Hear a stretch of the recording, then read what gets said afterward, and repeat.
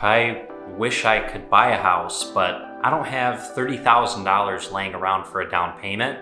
I don't really have much money saved at all, so how would that even be possible for someone like me? If you've asked that question, you're probably just like thousands of other people who feel like homeownership is something so far out of reach that it isn't even worth thinking about seriously for an inordinate amount of time. But what if I told you that there is a way for you to buy a home without having money saved? What if I told you that there are a number of ways to do that? It's true, and thankfully you've come to the right place, because today I'm going to share with you 3 ways that you can buy a home with little to no money.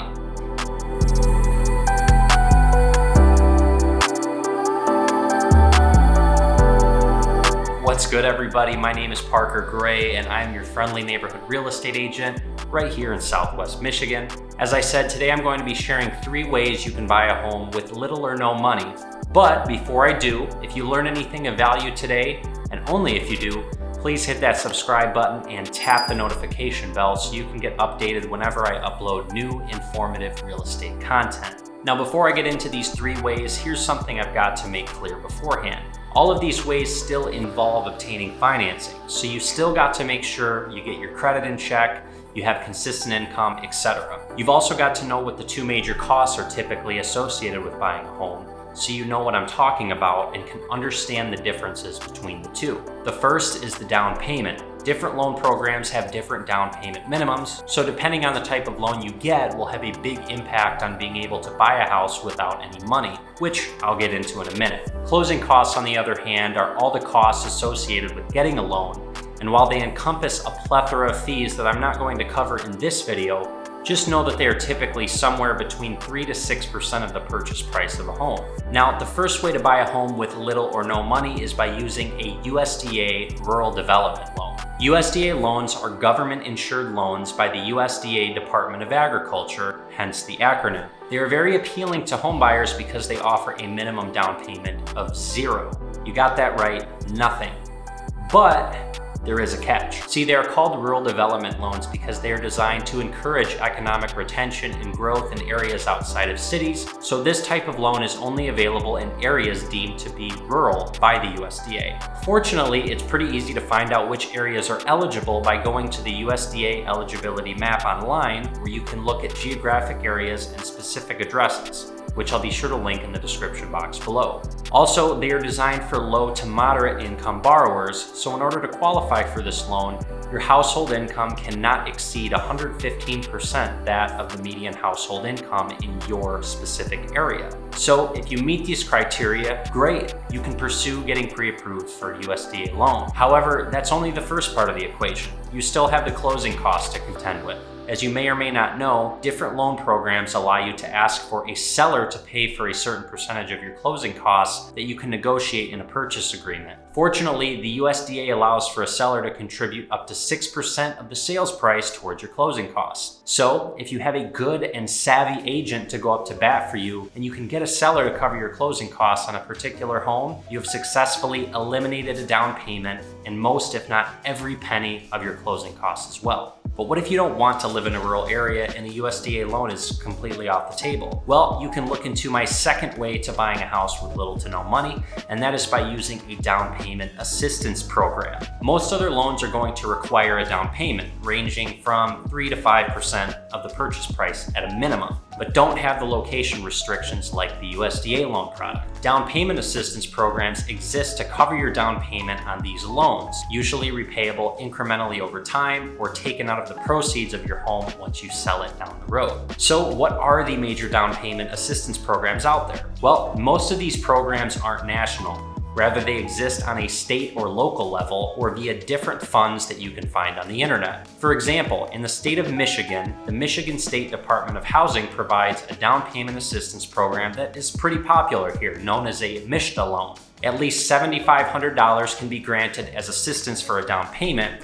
contingent on the completion of a homebuyer education class. There is also a similar program in the city of Kalamazoo, where I live, accessible by residents of Kalamazoo. So if you want to look into this option, you will just want to do your due diligence and research down payment assistance programs in your area or state, and preferably talk to a trusted real estate advisor such as myself, or a loan officer to discuss the pros and cons of different down payment assistance programs out there so you know which one would be the best to take advantage of. These programs are only designed to cover your down payment, so similar to the last strategy, you'll also need to negotiate seller-paid closing costs to be able to cover most, if not all, of your closing costs, depending on the type of loan you're using. Now, do you understand that along with these down payment assistance programs, there are eligibility requirements that certain people won't meet, and most of these are not forgivable and will need to be paid back sometime in the future. So what if you can't meet these requirements or don't want to have to pay back an extra loan in the future?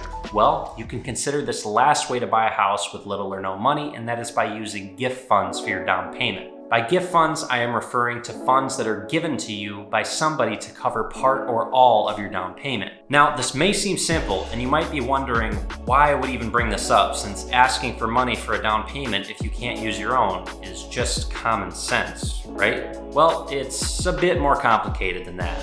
Loans are very complex, and lenders have very specific requirements and procedures they have to follow to be able to issue a loan, and gift funds are no exception. Starting with who can give you gift funds, while it varies by the loan program, in most cases, you can only receive funds from blood relatives, fiancés, and/or domestic partners, and they can't have a financial interest in the purchase. Some programs are more strict and others are more open, so you'll want to make sure you talk to your lender about this up front so you know where gift funds can come from with your loan. This is very important information to know. Secondly, you also need to be aware that when you receive this money is important to the lender too. If the money is seasoned, meaning it was gifted to you and deposited in your bank account and has been sitting there for a certain amount of time, usually 60 days or so, you likely won't need any documentation to show that this is gift money or jump through any other hoops. However, if you received gift money during a transaction, the lender will require a gift letter, which states the amount being gifted, the date the funds were transferred,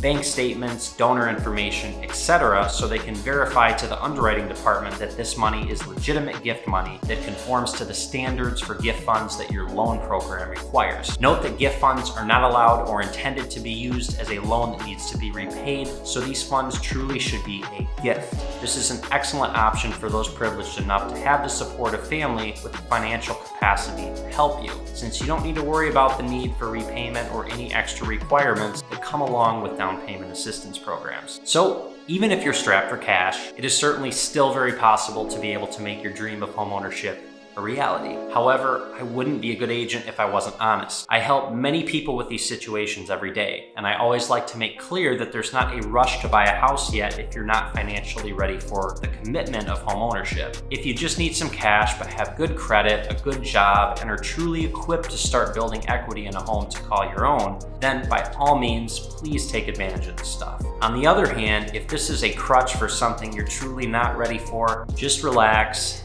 take a step back, and just wait it out until you're actually financially equipped to own a home. After all, this is the largest asset you'll probably ever own, and I don't think I'd be doing my job if I'm putting my clients and my wonderful viewers out there in a bad position from the get-go. So what questions you guys have? Let me know down in the comments section below. And again, if I provided you value, be sure to hit that subscribe button and leave a like on the video if you enjoyed it. And if you're in the Southwest Michigan area and need any real estate assistance, please be sure to reach out, as I'd be happy to help. In fact, no matter where you are, reach out anyways, because I can connect you with a great real estate professional in your area. And of course, if you want to keep up with my real estate journey, be sure to follow me over on social media. We have a lot of fun and I love connecting with you guys there. This is Parker signing out. I'll catch y'all in the next one.